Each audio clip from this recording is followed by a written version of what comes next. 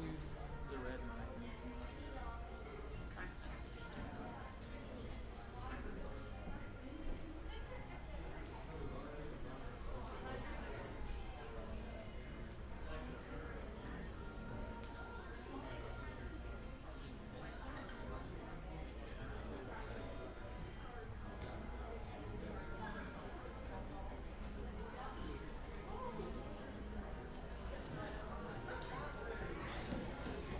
Okay.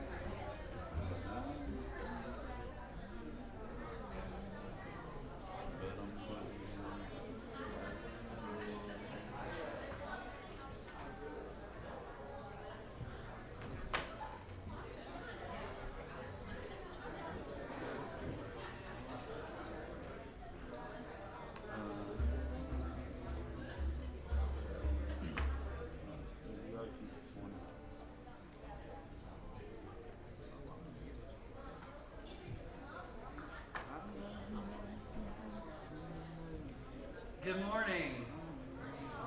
We're glad that you're here today. We're going to start off, if you'll stand with me, we're going to start off in song. We're going to sing Victory in Jesus.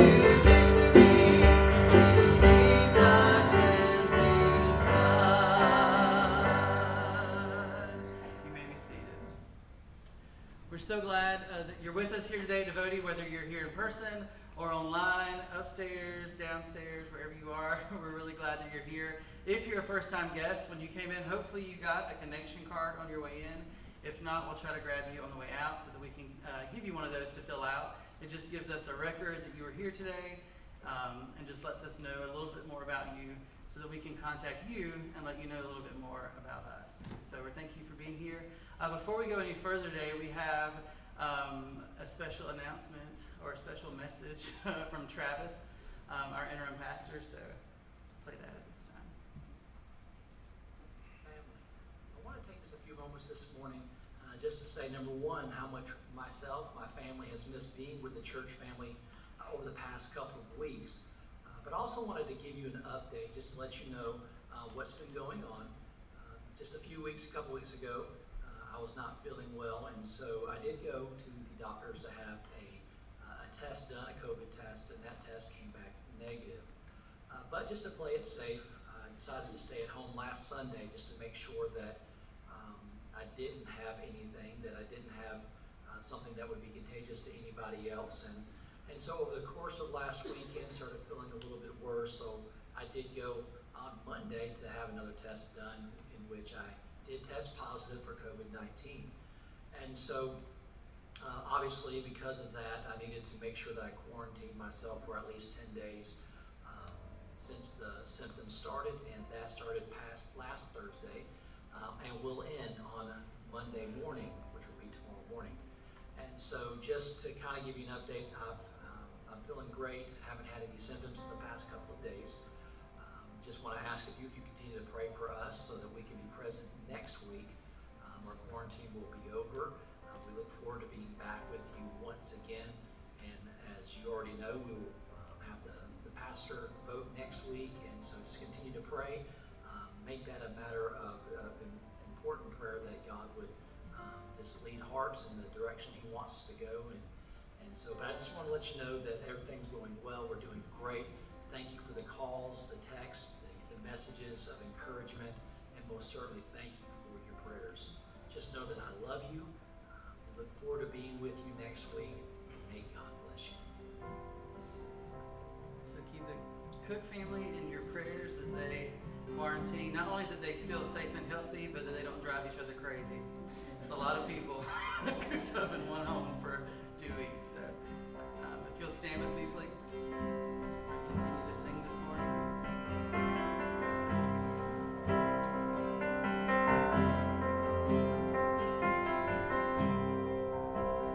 There is love that came for us, humble to a sinner's cross.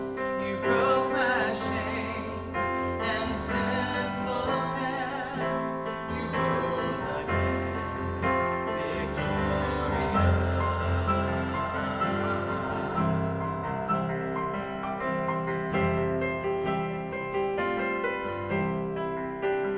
Feel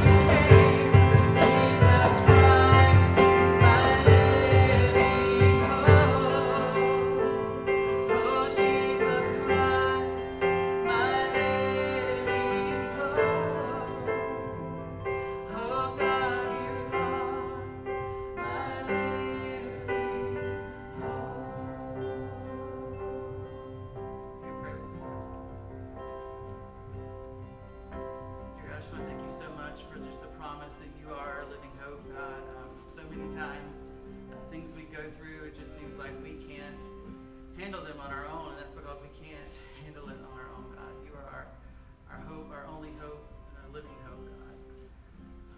Just thank you for that. If nothing else this morning, God. Just thank you for meeting us here today, God. Is our hope, as always, that our praise and our singing brings you glory, God. Tells other people about you and how great you are. So I hope we've done that here today, God. I pray that you just be with us as we continue through the service. That everything that Micah says, God, will just be straight from you and out of his mouth, God. Straight to hearts and minds here today. Maybe.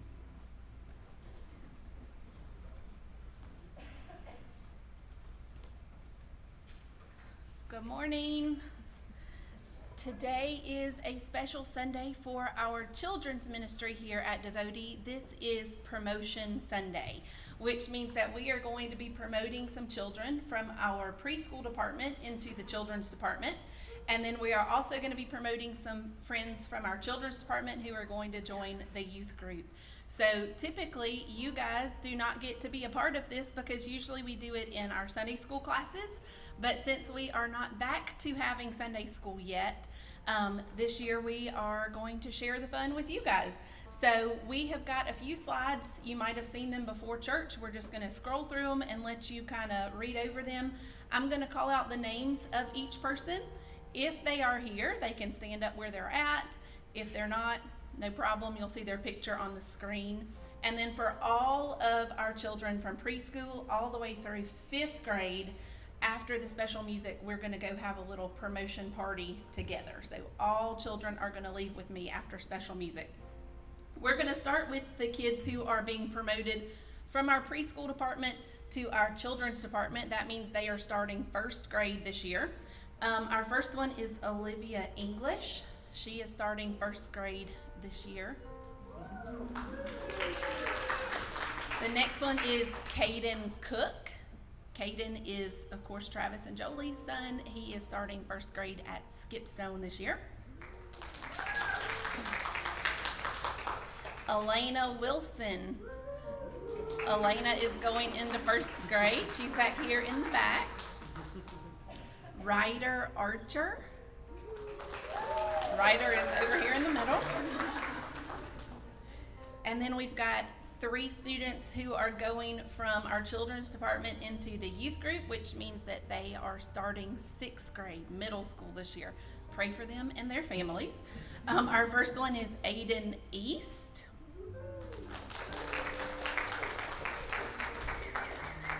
Next we have Cameron Sprayberry.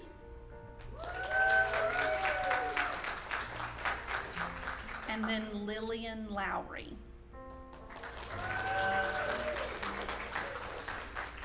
I want to pray over all of these friends as they make this transition. So if you will pray with me now. God, I am so thankful for these children and for their families, God. I am thankful for families who are bringing them up in church, who are sharing them with us, who are entrusting us to love on them and to teach them more about you. I am thankful for each and every children's worker that we have here at Devotee who help with Sunday school or children's church or nursery or Wednesday night services, God. We are so fortunate to have so many people who are pouring into the lives of our children. I want to pray over each of these children, God, as they are transitioning to a different phase of their life. I pray that you would give them courage and boldness to show others around them who you are and the love of Christ wherever they go in their everyday life. I pray that you would help us to bring them up closer to you every time we are together and give us more opportunities to love on them and to bless them. God, watch over us all as we go throughout this week. Keep us safe and protected and give us opportunities to show your love to others. In your name we pray. Amen.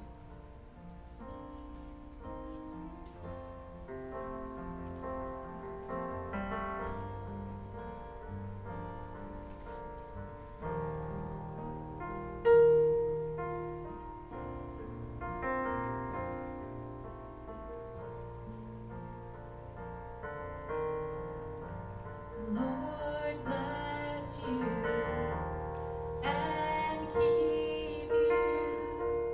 May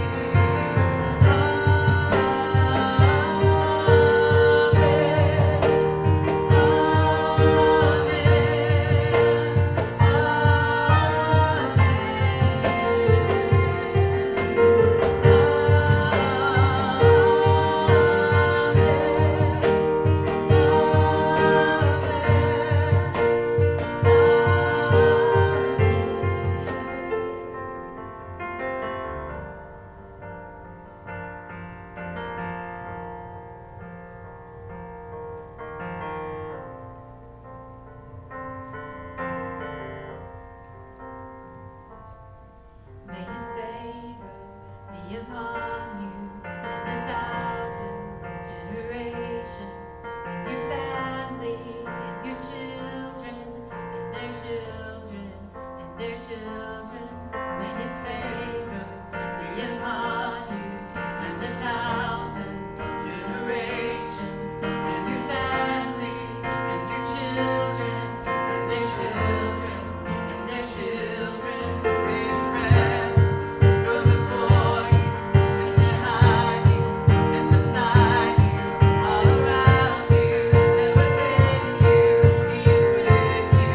He is with you in the morning and the evening, and you're coming and you're going, and you're weeping and rejoicing.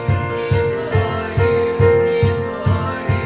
He is for you. He is for you. He is for you. He is for you. He is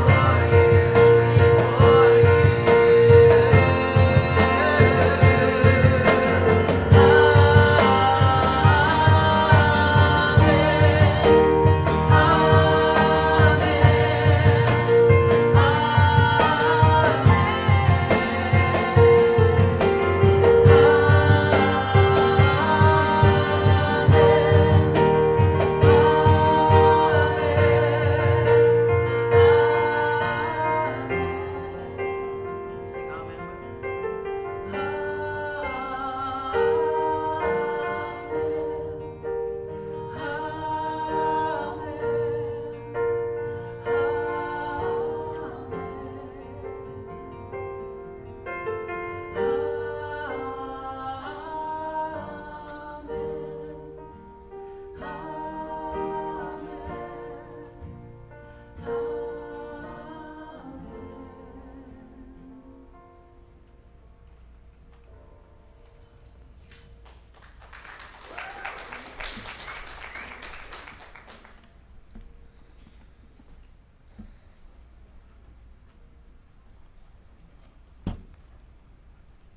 Good morning. Y'all just thought you were going to be done with me eventually. Worship team, thank you so much. I just wrote like 7 sermons during worship today, so appreciate it. It's awesome. Really is, all seriousness, it is really cool to have the worship team that we do.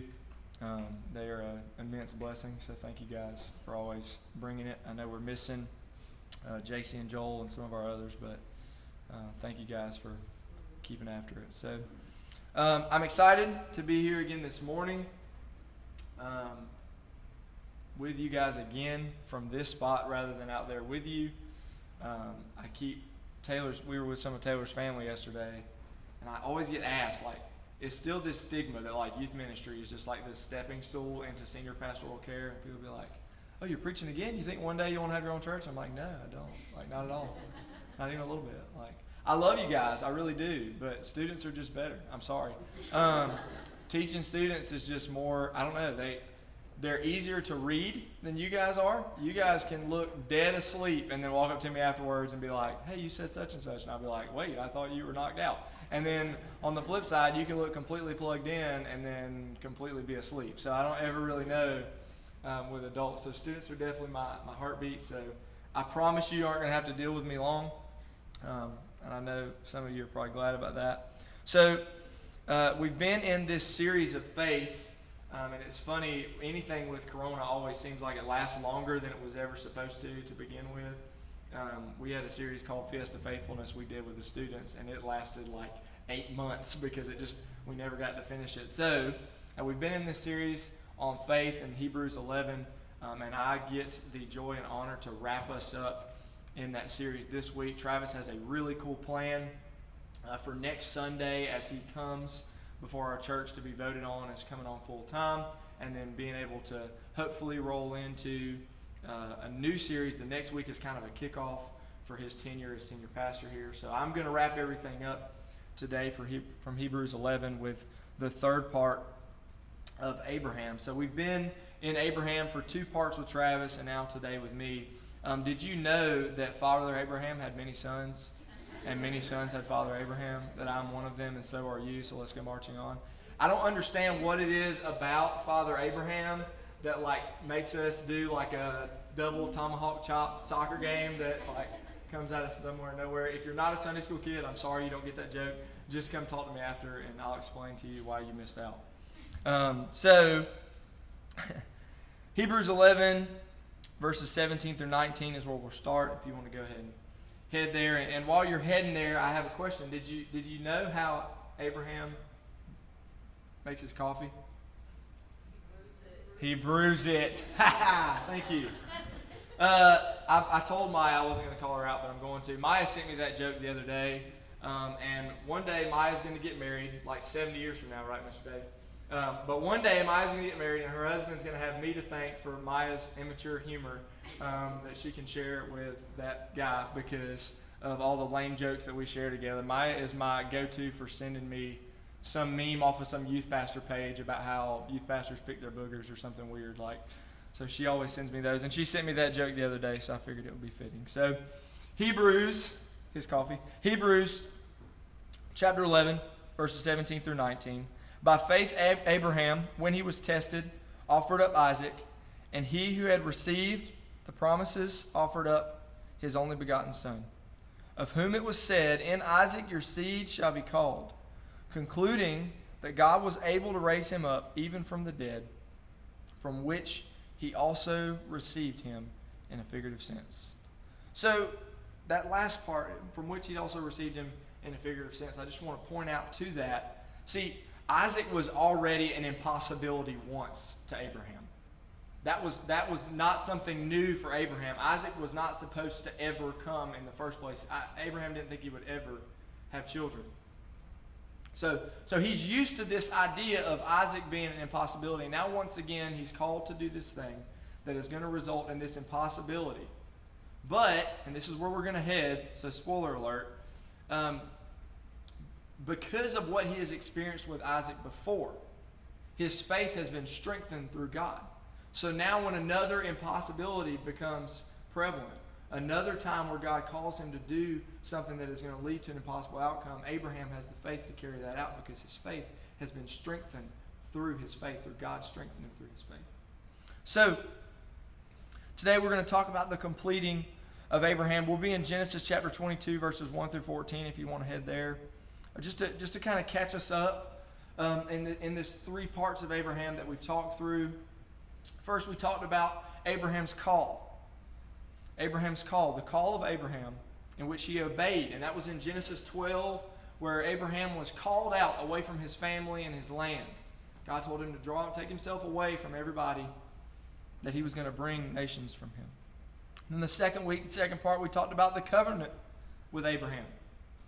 And in this covenant, we talked about how Abraham obtained the covenant. In Genesis 15, through sacrifice, Abraham was given his son, Isaac. So he obtained this covenant through Isaac from God. And then today, we're going to talk about that completion of Abraham through his offering. So we have Abraham in him, he obeyed, he obtained, and then he offered. And that's where we are today, in his offering. So, starting in verse 17, this is going to be from back in Genesis 11. And you don't have to turn there unless you just want to make a note. There's three aspects of Abraham's faith that we're going to kind of see as we go through this morning. The first one is the proving of his faith in verse 17. By faith, Abraham, when he was tested, offered up Isaac. And he who had received the promises offered up his only begotten son. Secondly, the promise of faith. Verse 18, of whom it was said, in Isaac your seed shall be called. And then in verse 19, the possession of faith. Concluding that God was able to raise him up even from the dead, from which he also received him in a figurative sense. So we're going to look at those three aspects of his faith as we go through Genesis 22. So we're going to start first in Genesis 22 looking at Abraham's temptation. Abraham's temptation, Genesis 22 verses 1 through 4. Now it came to pass after these things that God tested Abraham and said to him, Abraham, and he said, here I am. Then he said, take now your son, your only son, whom you love, and go to the land of Moriah, and offer him there as a burnt offering on one of the mountains of which I shall tell you. So Abraham rose early in the morning and saddled his donkey and took 2 of his young men with him and Isaac his son, and he split the wood for the burnt offering and arose and went to the place of which God had told him. Then on the 3rd day Abraham lifted his eyes and saw the place afar off. So first Abraham was tempted. He was tempted with the offering itself that he was being called to offer. The offering itself, the verse here tells us in verses 1 and 2, take now your son, your only son Isaac, whom you love. So the offering in and of itself, his son, is tempting. Why? It's tempting not to just say, are you sure there's not something else that I can give? There's not some other burnt offering that I can take? That there's no other option? That would be tempting to go that route. It would be tempting to try to redirect God to some different will, because this is his only son whom he loves.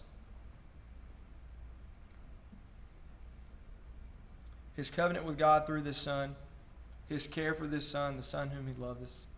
This brings me to Luke chapter 18, verses 18 through 23. Now a certain ruler asked him, he's asking Jesus, saying, Good teacher, what shall I do to inherit eternal life? So Jesus said to him, Why do you call me good? No one is good but one, that is God. You know the commandments. Do not commit adultery. Do not murder. Do not steal. Do not bear false witness. Honor your father and mother. And he said, the young ruler, to Jesus, All these things I have kept from my youth. So when Jesus heard these things, he said to him, You still lack one thing. Sell all that you have and distribute to the poor, and you will have treasure in heaven, and come follow me. But when he heard this, he became very sorrowful, for he was very rich. Here's what to catch from that young rich ruler. God will ask you for your one thing. He didn't ask for Abraham's second thing or Abraham's third thing. He asked for Abraham's numero uno, his one thing, and that was his son Isaac. And in the same way, here's the cool part about this little exchange with Jesus here is Jesus didn't even deny what would have been obviously deniable. The guy says, I've kept all the law since I was a young boy. Yeah, no, you haven't. But Jesus doesn't even deny that. He doesn't even go that route, because he could have. He could have been like, yeah, no, that's not it. Because why? What Jesus is concerned with is his one thing, his full, complete submission to him. So he says, yeah, okay, that's cool and all. You've done all those things, but you've still got the one that you're keeping from me. And that's what I want. I want all of you. Not just this lifestyle of, well, I've kept the law, but I've got this one thing in my box, in my room, at my house that I keep to myself. God can just give me this one thing. So in our own lives, in the same way, for you, God isn't interested in your easy faithfulness. He's not interested in the things that are just easy, like, oh, I can just give that to God and then I can just keep on rolling. It doesn't even matter to me. He's interested in your one thing. Whatever that is, and for each and every one of us, our one thing tends to be different. Maybe it's your spouse, maybe it's your kids, maybe it's a hobby, whatever. But he wants that one thing to be his as well. So then we see that Abraham was also tempted in his obedience. Verses 3 and 4, So Abraham rose early in the morning and saddled his donkey and took 2 of his young men with him and Isaac his son. And he split the wood for the burnt offering and arose and went to the place of which God had told him. Then on the 3rd day, Abraham lifted his eyes and saw the place afar off. Note that. It's so interesting. God sent him to a place that took him 3 days to get there. So there were plenty of moments to decide, you know what? I don't think I want to be obedient. You know what? I don't think I want to do this. You have to understand that Abraham is en route to something terrible. And he knows that. Right? And God gives him plenty of time to dwell on it. But there were two ways that Abraham left. 2 postures that Abraham left in. Abraham left immediately, and he left with intentionality to follow through on exactly what God was calling him to do. Immediately and intentionally.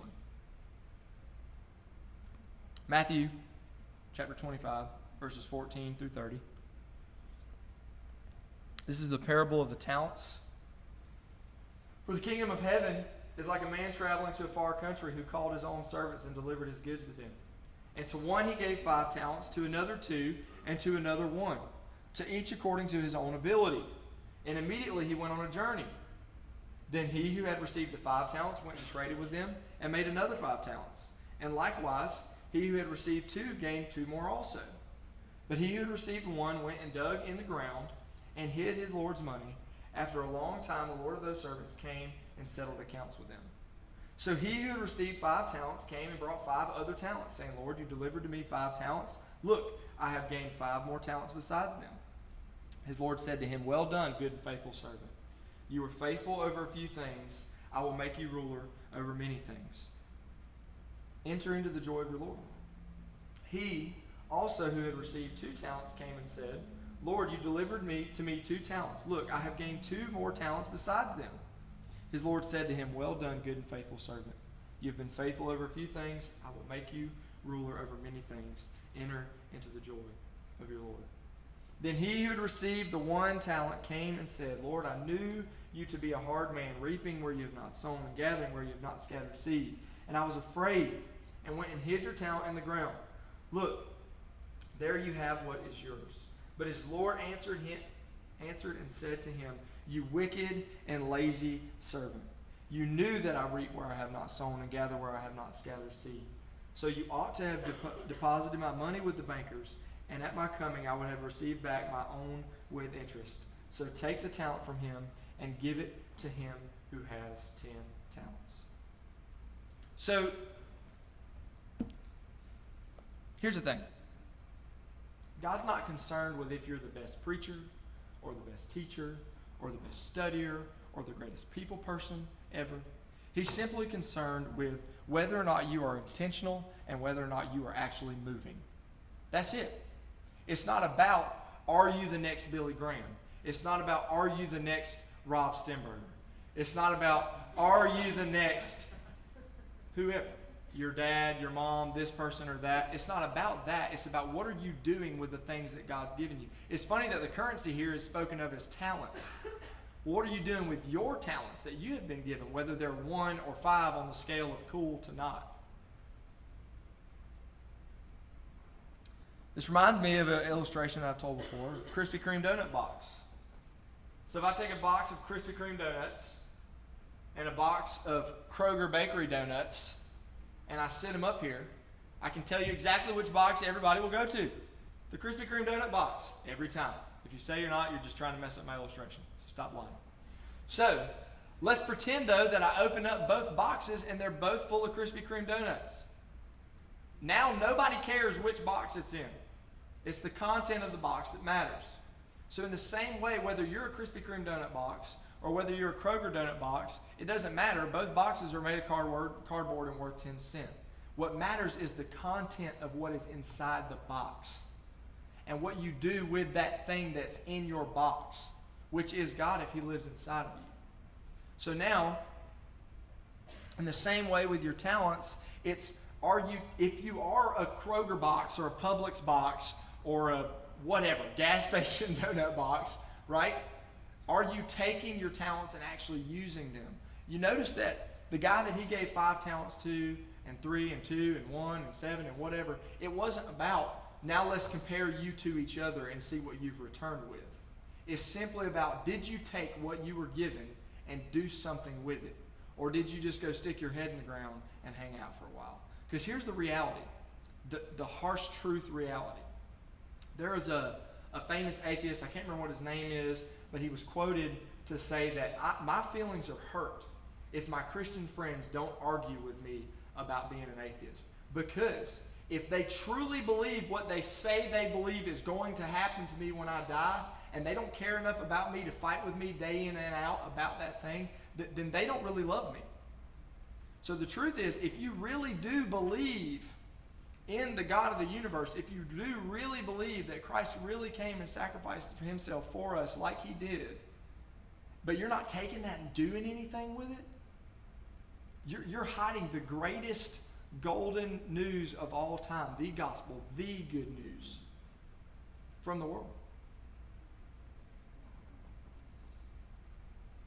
It's tempting to substitute the easy things. It's tempting to just lay around. But Abraham gave God his one thing, and he moved immediately and with intentionality. He rose up early in the morning, immediately. He split wood for the burnt offering. He intended to make the sacrifice. Intentionality. I think everybody knows who the Brooklyn Tabernacle is. If you don't, they have a super famous choir, the Brooklyn Tabernacle Choir. There's a book called Fresh Wind, Fresh Fire about this church, and this church is really centered on this concept of prayer. And if you read about the stories of how this church became what it is, it's incredible. All these insane stories. But there's one where the pastor talks about where they were meeting in a storefront. And in the middle of his preaching, in the middle of it, right now, he just felt God tell him to sing a Christmas song. It was July. So yeah, Brett's hook, line, and sinker, got me. So he feels this urge to sing a Christmas song, so he starts singing Silent Night. And when he starts singing Silent Night, all the church people start singing Silent Night with him. Well, what was crazy was what he didn't know was there was a homeless man on drugs walking by outside. And he said that he heard Silent Night coming from this building and was like, all right, am I losing my mind or am I hearing Christmas music right now? So he walked into the building just to see where in the world Silent Night was coming from, and he prayed to receive Christ at the end of the service. That's real. That actually happened. For real. True story. Not mine. If I sang Silent Night, y'all get up and leave. But the point is the same. The point is simply that when you have this thing that God is calling you to do, sometimes it makes absolutely no sense. Take your son that I gave you and promised you the world with, and you're going to go cut his throat and burn him. Right? Sometimes it's not going to make any sense whatsoever. Hey, I know it's the 4th of July, but let's just sing some Silent Night, right? It's not going to make any sense, but if you move with intentionality and you move immediately, then God moves in incredible ways. So Abraham was tempted, but Abraham trusted. The trust of Abraham, verses 5 through 10. First, his trust was demonstrated in his attitude in verses 5 through 8. And Abraham said to his young men, "Stay here with the donkey. The lad and I will go yonder and worship, and we will come back to you." So Abraham took the wood of the burnt offering and laid it on Isaac his son. We'll come back to that. And he took the fire in his hand and a knife, and the two of them went together. But Isaac spoke to Abraham his father and said, "My father." And he said, "Here I am, my son." Then he said, "Look, the fire and the wood, but where is the lamb for a burnt offering?" And Abraham said, "My son, God will provide for himself the lamb for a burnt offering." So the two of them went together. We see in his attitude to his servants, we see this attitude, this calm about him. Just, hey guys, just hang out here, keep the donkeys. We're going to head up here and do some worship, and we'll be back. His attitude of trust, this peace that passes all understanding that seems to have come over Abraham with his servants. Just stay here, we'll be back. And to his son.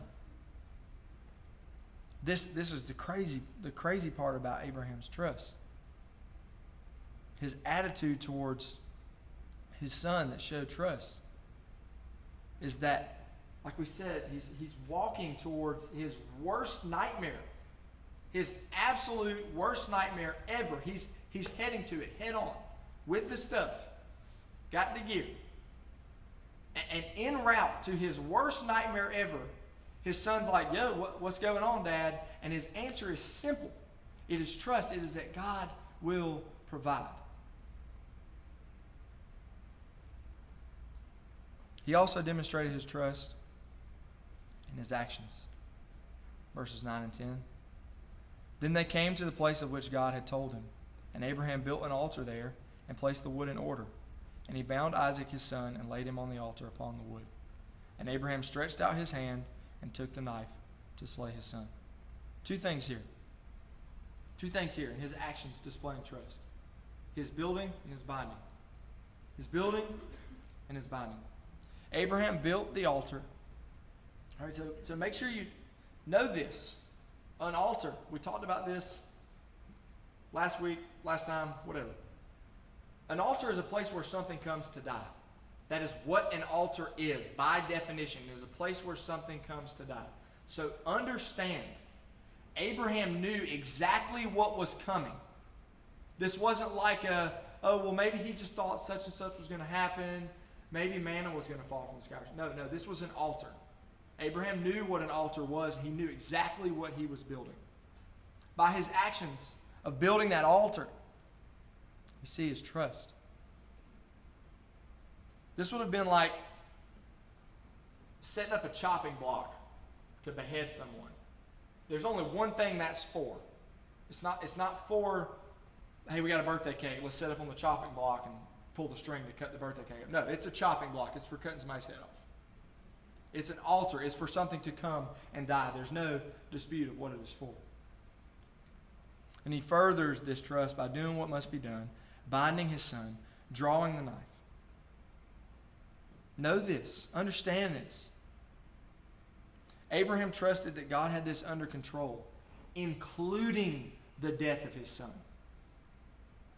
Not thinking, well, I'm going to get there and something's going to happen. I'm not going to have to do this. No. He trusted that he was going to kill his son.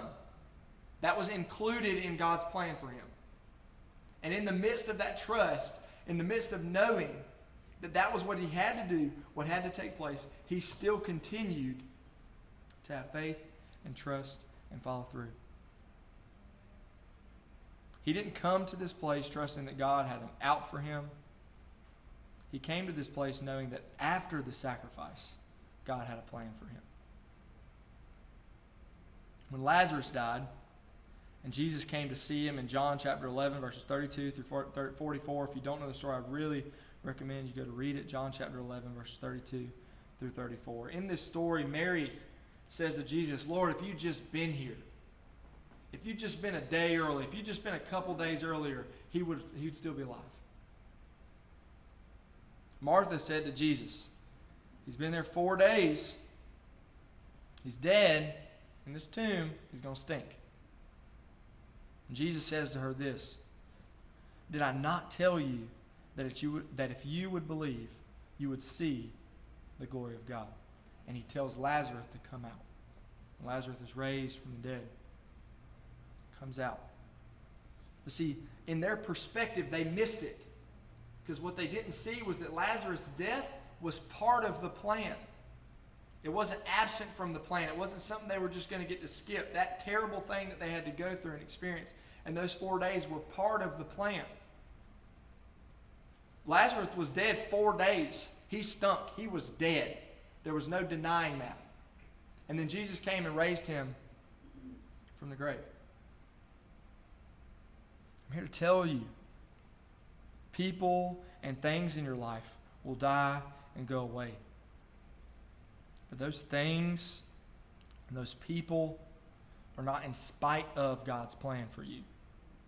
They're not these extra nuggets that he's just putting you through for just becauses. They are pieces of the plan. But the question is, do we respond to those things that don't make sense as Mary and Margaret? Or do we respond as Abraham? Do we respond by saying, okay, this is the plan. I'll build an altar right now. Let's go. Now for the best part, the triumph of Abraham, verses 11 through 18, starting in 11 through 14. But the angel of the Lord called to him from heaven and said, Abraham, Abraham. So he said, here I am. He said, do not lay your hand on the lad or do anything to him. For now I know that you fear God, since you have not withheld your son, your only son, from me. Then Abraham lifted his eyes and looked, and there behind him was a ram caught in the thicket by its horns. So Abraham went and took the ram and offered it up for a burnt offering instead of his son. And Abraham called the name of the place, the Lord will provide. As it is said to this day, in the mount of the Lord it shall be provided. See, the key here is a sacrifice will be made. And God will be satisfied with that sacrifice. He will be satisfied if we have faith. But the key is, we've got to first make it to the altar. We don't ever get to see those moments and experience those moments and let God provide for us because we stay so far away from the altar. We stay so far away from that place where God has this thing that needs to come and die, this plan that He has for our lives, this change that we don't understand, this thing that we have to go through and face, but we just stay away and we run from it and we push it away and we don't want to go there. So we never get to experience His provisions. Verses 15 through 18, then the angel of the Lord called a second time out of heaven and said, by myself I have sworn, says the Lord, because you have done this thing, and have not withheld your only son. Blessing I will bless you, and multiplying I will multiply your descendants, as the stars of the heaven, and as the sand which is on the seashore. And your descendants shall possess the gate of their enemies. In your seed all the nations of the earth shall be blessed, because you have obeyed my voice. See, through all these different things that we have to face in our life, God increases our faith. But we have to first have faith for Him to increase the faith. You have to go to the altar so that He can provide for you. We have to go to those hard and tough places, those hard and tough moments that we don't want to be in or be a part of. Which, as we read this story, it makes a lot of our altars seem kind of puny, right? I don't know for sure, but I bet that in this room, the things that God is calling each and every one of us to is probably not your son to a burnt offering. But Abraham was ready for that. Again, Abraham saw Isaac appear out of impossibility. Then God gives another command that involves another impossibility. But Abraham was ready because his faith had been strengthened. We, like Abraham, need to be obedient to those calls, always remembering His promise and His covenants to us, and remembering that God is a God of covenants, not of contracts. It's not a you holding up your end of the bargain, Him holding up His. No, He will always and forever be covenantal and hold up His end of the bargain. The big hoopla, the great point of points. This is a thing that we have to see and change and tweak about the way we look at things. God increases our faith for His glory to be shown. All these things that we go through in our lives are for Him, for us to be better at sharing who He is and glorifying who He is and what He does for us, through us, in us. Abraham understood this. Good, bad, or ugly for us, we have to change our perspective. Brett, you can come on up. This life is not about us being happy. It's not about us being comfortable. It's about glorifying our Creator. The church is about glorifying the Creator. When we start to see the things that happen to us or that God calls us to do from that perspective rather than from our own perspective, it changes things.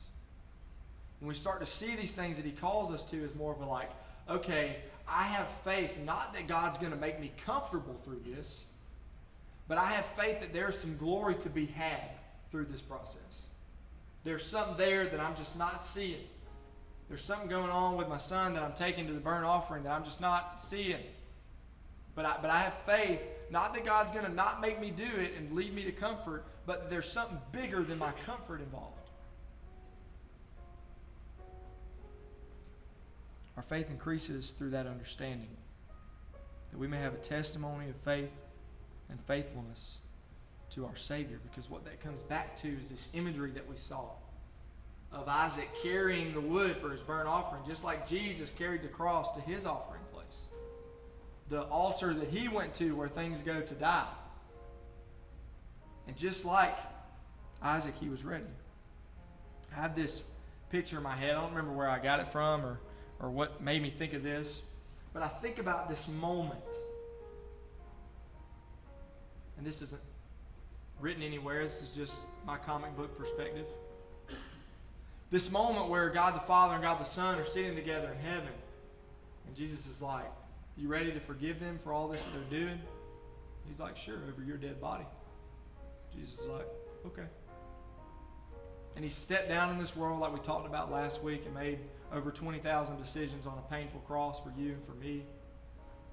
So now, we face the same God of covenants that holds up his end of the bargain, who's calling you. And I know that you know. I had a professor one time at Ohio Christian University that would ask us this question. What is God calling you to do right now? And everybody would always say, well, I feel like, or so-and-so told me. And he'd say, no. What is God calling you to do? Because you know what it is.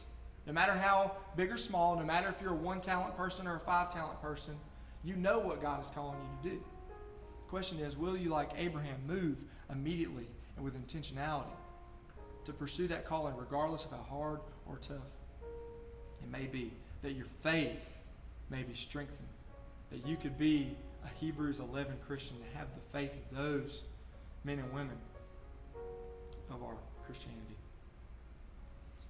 I'm going to pray this morning, then I'm going to turn over to Brett. If you're here today and you just feel like, man, I need to come to the altar and pray through this one thing that I have that I'm still holding on to, or I need to come to the altar and I need to ask God to help me get to a place where he can provide for me, then you do that. If you feel like today's the day where you're ready to finally accept this covenant with God that he's already holding up for you, then you come forward. Don't wait, don't hesitate, just come forward. Let me pray. You God, coming to you now in prayer. Thank you so much for this time together. God, I thank you for bringing us back to your house again this week. God, I pray that you'll just continue to bless us, continue to keep us safe. God, for all the members of our church who are facing this virus and battling with it, I just ask that you just heal them and push it away. God, I ask that for the ones of us that are here, that you'll just continue to keep us safe, continue to keep us motivated to push forward in this crazy time. God, if there's one here today that needs to know you, that needs to enter into covenant with you, God, I ask that you just prick their heart in a way that they can't deny. So, God, in your name we pray. Amen. Stand, please.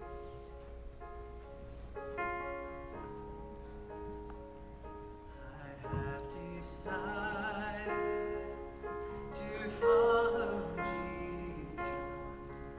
I have decided to follow Jesus.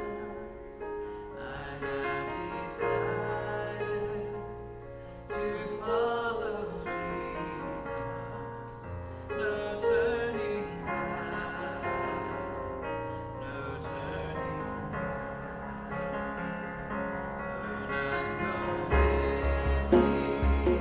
I still will follow. No, none go with me. I still will follow. No, none go with me. I still will follow. No turning back. No turning Rob, if you'll come on down. Got a couple announcements this week, and then I'm going to give it over to Rob to kind of give you some direction as to where we're headed with Pastor Serge. Come on up. So we've got church council today at 4. Yeah, y'all can be seated. I'm sorry. Church council today at 4, and then Wednesday night we'll continue on with our life groups, prayer meeting, and youth. And then next Sunday, Rob, I'll turn it over to you. We announced last week that we would be in conference immediately following this morning service. So all of y'all know by now we're not going into conference this morning. So we're going to extend that notice of conference till next Sunday, September the 6th, immediately following the morning service for the consideration of Travis Cook as our next pastor. So we needed to do that to stay in accordance with our bylaws. You pray us out. Yes, I pray. And Father, I just thank you for this time you've given us this morning to look at faith. I can't imagine, Lord, as a father,